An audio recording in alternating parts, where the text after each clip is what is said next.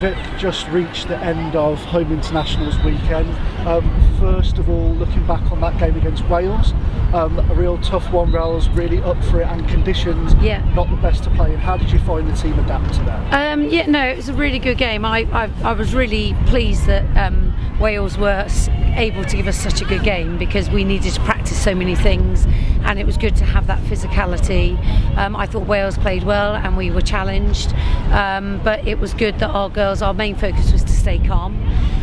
The wind didn't really help, so obviously we needed to just control our passes a bit, and sort of understand, the dynamic of the style of defence that Wales were putting on us, and try and sort of adapt. And I thought the team did well on that. And overall, what were some of your key goals and objectives to get out of this weekend? Well, obviously we're doing our final selection for the World Championships, but it wasn't just about selection. We've been working with these girls for over 8 months, so it was trying to put a lot of what we've done in training, a lot of what we learned from when we went to Florida, to be able to put that into practice.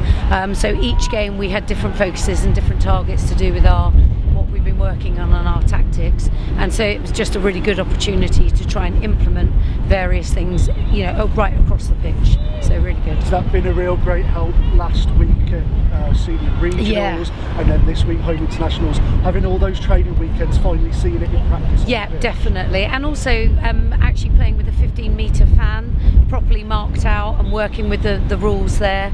So 2 weeks ago when we played senior regionals, that was a really high level competition, and being able to see areas of focus ready for this weekend, and then having the 3 games this weekend has been really, really good to be able to implement those. And as you say, all those tours and these sort of weekends as well, getting the girls used to being together as a team for that amount of time, the work that they have to do between matches. Exactly, and they're such a fantastic squad. They're always keen to learn. They've bonded really well.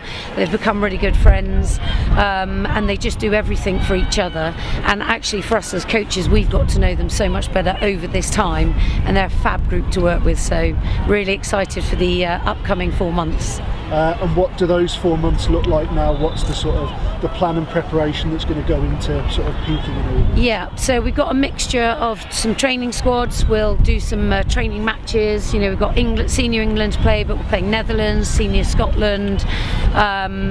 So it's that balance of wanting to keep the training going, and we've got conditioning for the next 16 weeks. I think it's 16 weeks. We've got Rich, our S&C coach, has got a great plan for them to make sure that they're physically going to be ready to peak.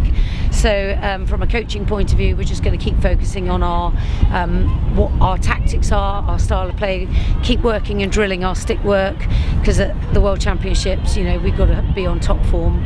And it's that balance between training, matches, and just keeping the girls strong without overdoing it, and keeping them mentally strong. It's been a lot of work for them and a lot of work for you at staff. Is it sort of exciting seeing it finally start to come together? Yeah, so I feel like this is sort of we're turning a corner now, and we can see the World Championships in sight, but it's about player development as well. So we're focusing on every girl regardless of selection, to try and bring all the standard of those under 20s through, so that they will continue to represent England in the future, and hopefully one day play for the senior England team or even in the Olympics.